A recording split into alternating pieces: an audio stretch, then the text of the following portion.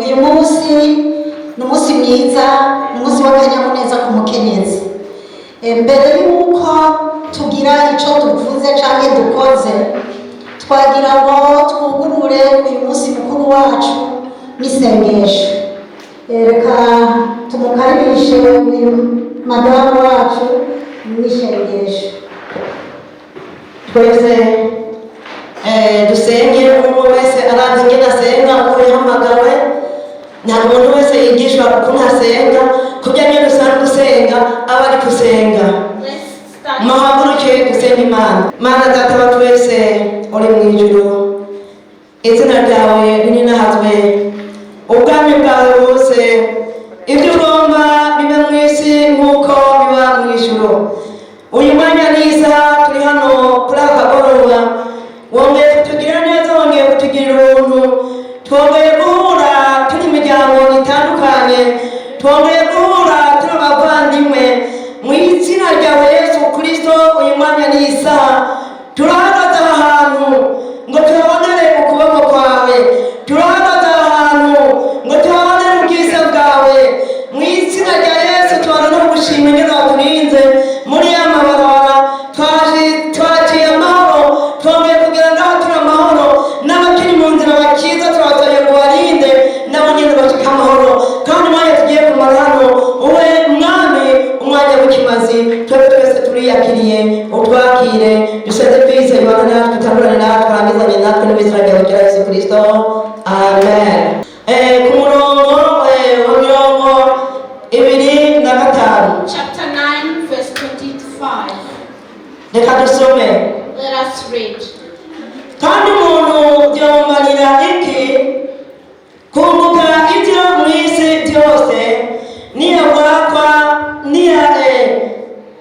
niyabura ubugingo bwiwe cyane niyabwakwa kw'igiciro. Kandi umuntu wese bizotera isoni kumwatura no kwemera amajambo yanje, n'umwana w'umuntu bizomutera isoni kumwemera, aho nzozira afise ubwiza bwiwe n'ubwa se n'ubw'abamarayika bera. Amen. Iri jambo ry'Imana, This word of God from Luke 9 chapter 20. ritubwiye ngo umuntu byomumarira iki kunguka ibyo mu isi byose. It tells us what gain can we get from getting everything from this world. Iby'isi byose turabibona ni byiza kandi biranezereye, We see everything in this world is good and it's attractive, ariko siko byose bidufitiye umumaro. but not all is used to us.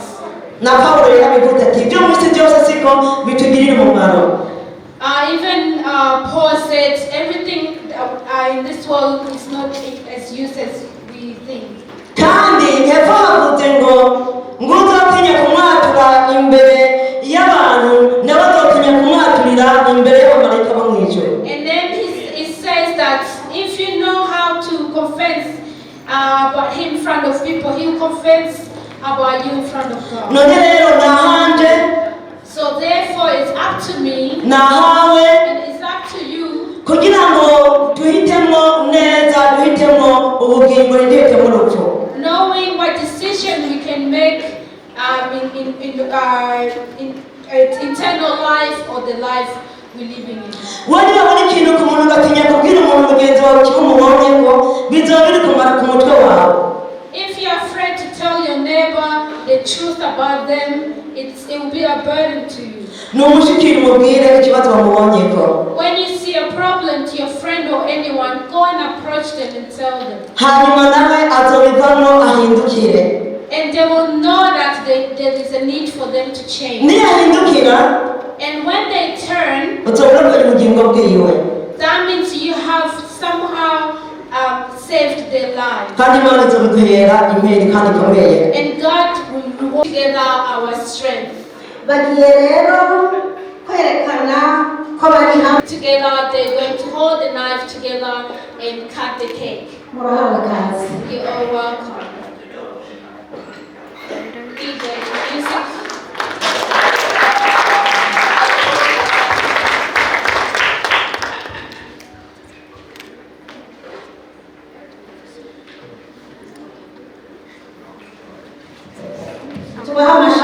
cyane. Let's all clap for this lady.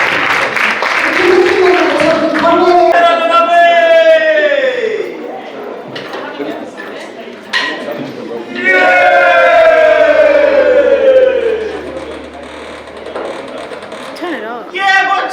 yego cyane mwabaheberamo bamwe.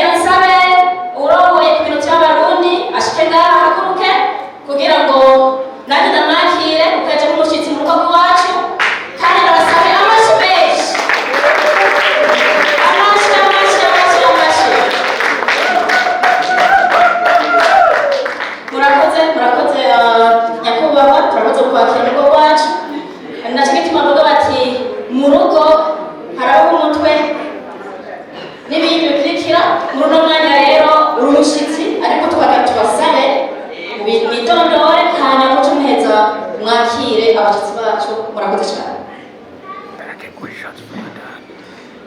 amashyi menshi cyane ku muyobozi w'abakenyezi.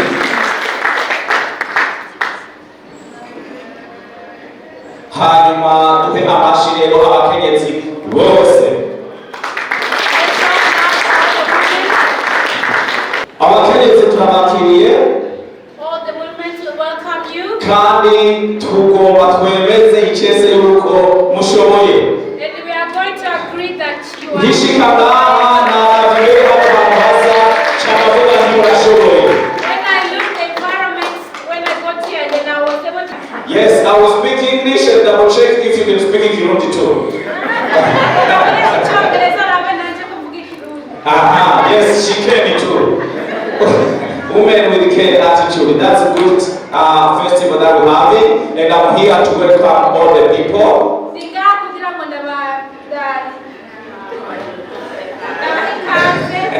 So welcome all the friends of Burundi community. And we want to acknowledge few people here that have honored us with their presence today.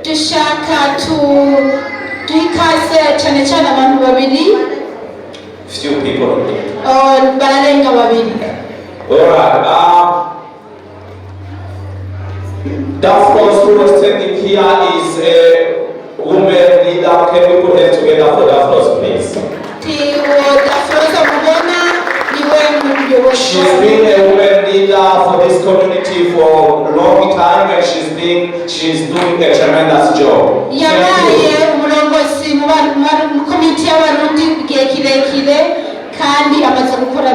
It's actually about a season that she's going to help us nominating another woman that is going to take over after this festival. I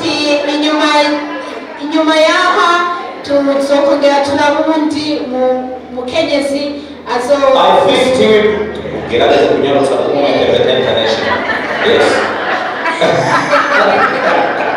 yes. I know it will be very easy to find a successor because you all came.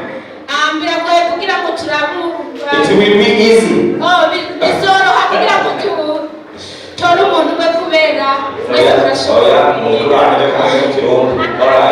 Bizokora cyane kugira turonke urongoye kuko mwese murashoboye. It will be easy to find somebody because you're all able. Hanyuma reka twakire abantu batugendeye. Let's welcome other people that have visited us. Turafise umurongozi wa Access ari ngaha. We have the leader from Access. Reka dusabe ahaguruke hanyuma turamutse. Let's ask her or him to stand up and greet us. Turafise umuntu yaserukiye Rogana City Council, Councilor wa Division 2 adusabe haguruke. We have a guest from Logan City Council, 2, let's say Division 2. Division 2. While we are still on this one, may I also acknowledge that this festival has been funded by Logan City Council. We have received some funding from City Council to make this event happen.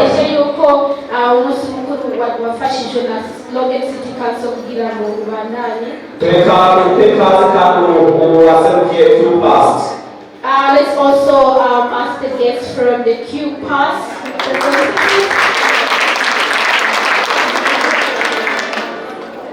Hanyuma turafise kandi ubundi muntu basanga kurana Access afashanya na community Someone from Access Community Engagement Officer to stand up and greet us.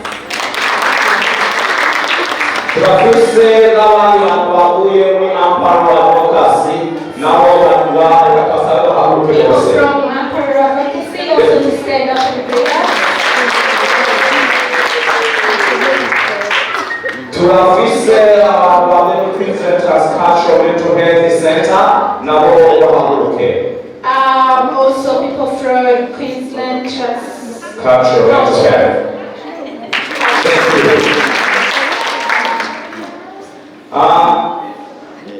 nibajije yuko tumaze kubakira neza.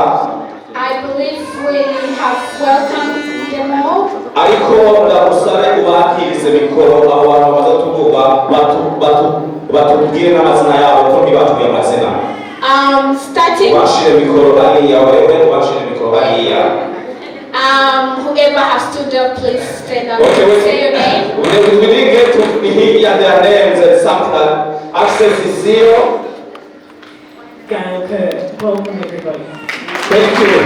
For your access council. Jerusalem, thank you very much. Who passed the representative? Murakoze cyane ku mazina ni Robert Mukombozi amahoro. Access Community Engagement Officer. Hello everyone, my name is Rachel Kirabo. Thank you so much for inviting me. Amparo Advocacy She's one representative. Hi, I'm Liz Martin-Jones from Amparo. Thank you so much for inviting us here today. It's just a beautiful festival, so thank you for that. Beautiful, thank you. Please let us touch your mental health. Okay, yeah. Sorry, I'm listening. President Lee from Amparo Advocacy, and thank you so much for inviting me. Thank you. Next one. Hello everyone, my name is Sonia and I'm representing Queensland Transcultural Mental Health Centre. Thank you for having us. Neza cyane. Aha turafise umuyakuye kuri diaspora ya Queensland naho turabuza. Twabukije amahoro ageze wese kandi twabaye kubushoboye. Akazera diaspora. Neza cyane. Turafise wahoze ari perezida wa community nawe yo twabuza Kazina. Mumufashirize. This one is my former president of Burundi community. Abakenyezi turashoboye. Sawa. Sanse yumva. Murakoze cyane. Kandi beza imuruze kuba abakenyezi nawe narimo murashoboye. Ukadusabe uri hafi yiwe nawe n'umutama twubaha nawe naturamutse. Abakenyezi oye. Abagabo tsinda.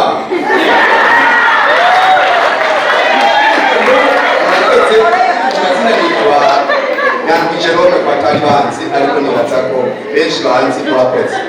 Beza cyane mera mikuru no gushika nabegereye. Izina indamukanyo. Abakenyezi turashoboye. Nagiye nishiramo kubera abakenyezi. Ku mazina nitwa Joseph Nyandwi, niteka nangere kwa twashoboye gushika ngaho kugira ngo twifatanye namwe guhimbaza uno munsi kandi urabona ko ibintu bihimbaye bimeze neza. Turabakeneye ko namwe twiyumvire kudutumira. Murakoze, Imana ibahezagire. Murakoze neza cyane.